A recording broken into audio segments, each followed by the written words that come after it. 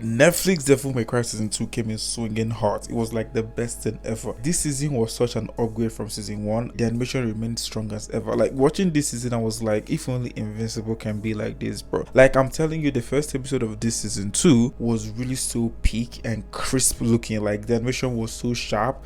The music, oh, let's not even get into the music, bro. What I really loved about this season is the fact that it seamlessly continued from where we stopped in season 1. Like the characters, we got recurring characters, William Baines, we got even a clip of White Rabbit, bro. Like I love the transition from season 1 to season 2 without them having to drop some characters or having to entirely start a whole new story around new characters. Because when I saw the trailer for season 2, I didn't see William Baines in the trailer, and I'm like, is that just how they're gonna write out William Baines, you know? But then William Baines is heavily in this season, and it really made me so much adore this season because I'm a huge fan of William Baines, if you haven't noticed. Yeah, but like what happened to William Baines in episode 6 is crazy. And what even made it more crazy is that I had some people comment on my William Baines video. They were telling me, oh bro, episode 6.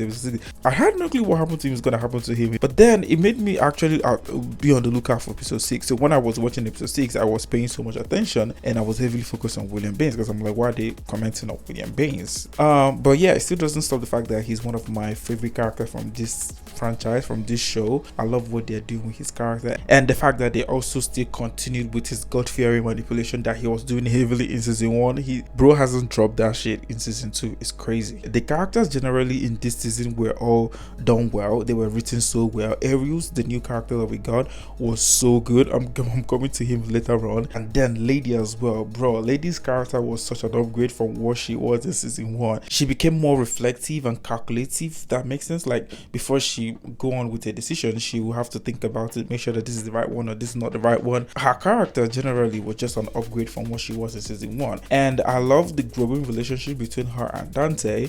But then the show kind of messed that up by ending, because I don't understand the ending. Like why did she leave the way she left and stuff, but I guess it's setting up for season 3. I'm so excited that we're having this season 3 set up, because this season ended on I don't want to say it's a cliffhanger, but her review with Jester and stuff, bro, it was just so crazy. Let's not skip the elephant in the room, bro.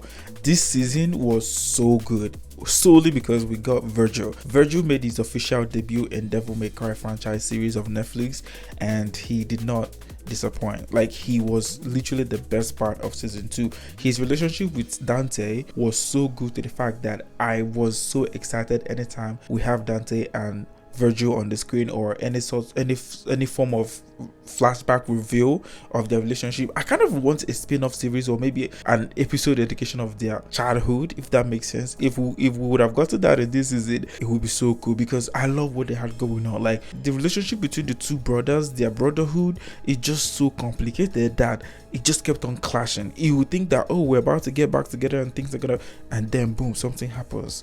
I kind of understand it. I'm not even gonna lie. They both got separated from childhood, and Vergil went to Makai, was trained under Mundus, and like everything that he knew was under Mundus and their way of life. And Dante, on the other hand, was on Earth, and he became the pizza boy.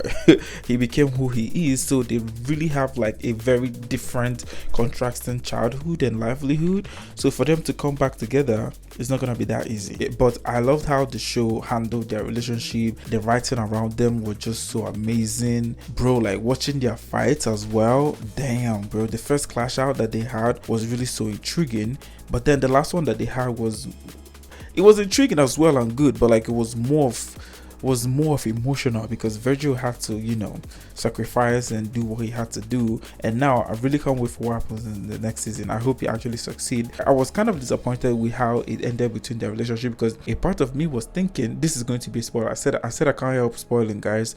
I'm trying not to spoil, but I have to say this.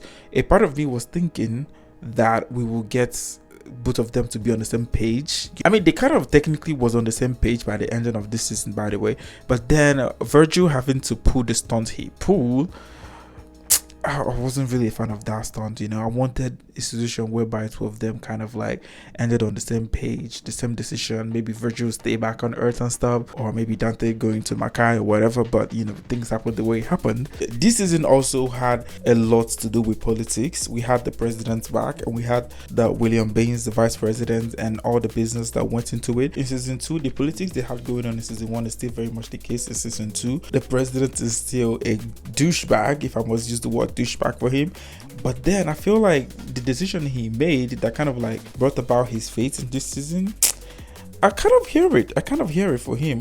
What do you want him to do? Like, he was being pushed aside and stepped on, and not being respected as the president, so he really needed to do something. But it's crazy what happened to him though. The game fans, are you guys really excited with this season? I think this season is really an upgrade from season 1. The character designs of the demons, they were innovative. I liked it, but I feel like Mondu's size and the Argus's size, it was kind of annoying. I'm not even gonna lie. Let me speak my truth. I wasn't a fan of the big. I've always hated when Netflix does the big, having characters turn into big monsters in the end. And I complained about this for White Rabbit when he transformed into a big monster, only for us to have Arius transform into a big monster again in this season. I mean, the fight was good anyway. The music was backing it really well, but was I really excited for it? No. Was I bored? I was. Give me cool fights, human fights, bro. I'm not with them demon fights, them big gigantic demon fight. No, I'm not with it.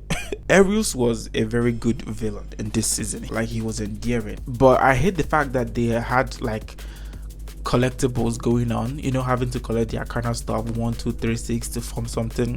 Like, I'm so fed up with that trope, and I feel like Netflix animations or maybe their game adaptations always kind of like revolves around that. Saying this is crazy considering that the only animated series that I want to compare this with is the first season of Tomb Raider. They had a collectible stuff going on where they had to collect like something to form something, and now they're doing it in DMC season 2, collecting the Arcanas to form something. I'm like, drop this trope, please. Give me something else. I hated that about the villain and about the plot as in general, right? But Ares was good. His character design is eating. His character as a whole was commanding. Anytime he's on the screen, he controlled it. And hearing his backstory was actually crazy. I'm not even gonna lie. Like, Ares's backstory, the fact that he has been here for a long time, I'm like, okay, bro. One of the things that really improved this season from 0 to 100 was the music and the soundtrack. Bro, I need to know who is behind the music selection and the soundtrack in this show, because they were hitting. Like, all the soundtracks, they were hitting, they were vibey, and they were very much in line and in tune with the show. There was even a fight where Dante was like, wait, hold on, let me play the music, and and then he shot and played the music or something, and it was just so cool. I love touch like that. It makes the show to flow, if that makes sense. If you made it to this level of the video, you are the real MVP. I really appreciate you watching my video. Please like the video and subscribe to the channel for more videos like this. What do you think about Devil May Cry season 2? Do you think it's an upgrade from season 1? I think so. If you're a game fan, what do you have to say about this season? Let's drop it up in the comments. I'll see you guys in my next video. I'm out of here.